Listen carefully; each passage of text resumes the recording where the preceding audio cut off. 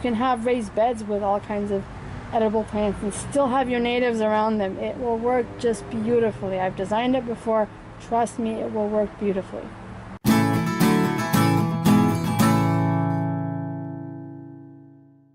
Hey, this is Rama from Creations Landscape Designs, Earth Living Landscapes. What I wanted to talk to you about in this video is growing California native plants with edible, essentially non-native plant material, which is an experiment that I'm trying in my garden. Now, before I turn the camera around and show you the experiment, I make videos about drought-tolerant plants, California native plants, sustainability around California, zero waste, and if you'd like to get more of that content in your feed, then hit the red subscribe button. I'm also a residential landscape designer, so if you live in Southern California and you need a landscape designer, I'd be more than happy to help you. I'll put a link to my website down in the description of this video. So my experiment with wanting to grow natives with edibles actually started with, first of all, wanting a California native garden, but at the same time wanting to grow edible plants that I knew I would use on a regular basis.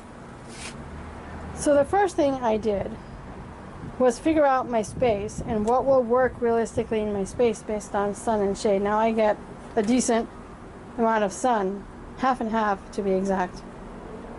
So first of all, I did some pot shopping.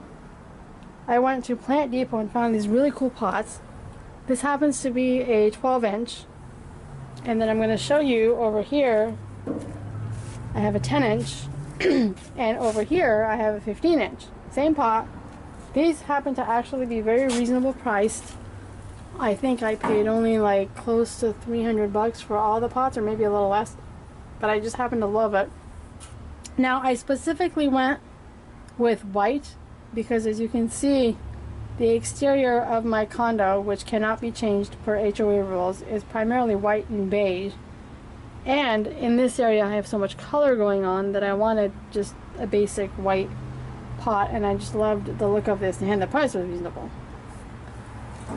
So the experiment is, can California native plants survive with edible plants? Now in this pot I have here Ceanothus concha, which gets cobalt blue flowers, which is native to California. I have this Dudleya, which I can't remember the species of.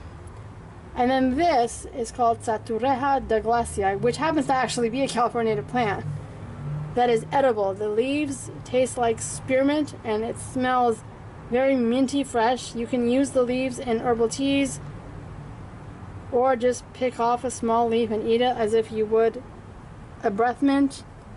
So there's one pot. In this pot I have Pacific wax myrtle.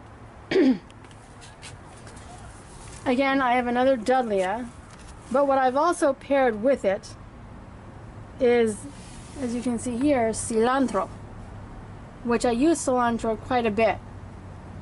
And I thought it'd be interesting to try these out. Now these pots get watered at the minimum once a week, sometimes more depending on how hot it gets. So they're all going to get regularly watered, as they should, because they're in a pot. And it'll be interesting to see how these grow. In this other pot, I have Hapatul Cleveland sage, which in the real world will get about 3 to 4 feet tall and as wide. And I specifically wanted this here because it smells heavenly, so that when I sit here I can smell the sage. I have another Dudleya, again I can't remember the variety. And then next to it on either side I have chives. And again, these pots will get watered once a week, sometimes more.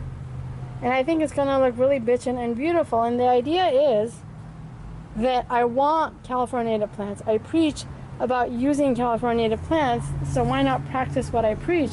But yet at the same time, I use parsley, cilantro, basil, and these kind of herbs all the time, and I want to be able to grow them. I want to be able to grow mint and cook with it. So this becomes the experiment. And I will keep you updated regularly about this experiment and how it goes.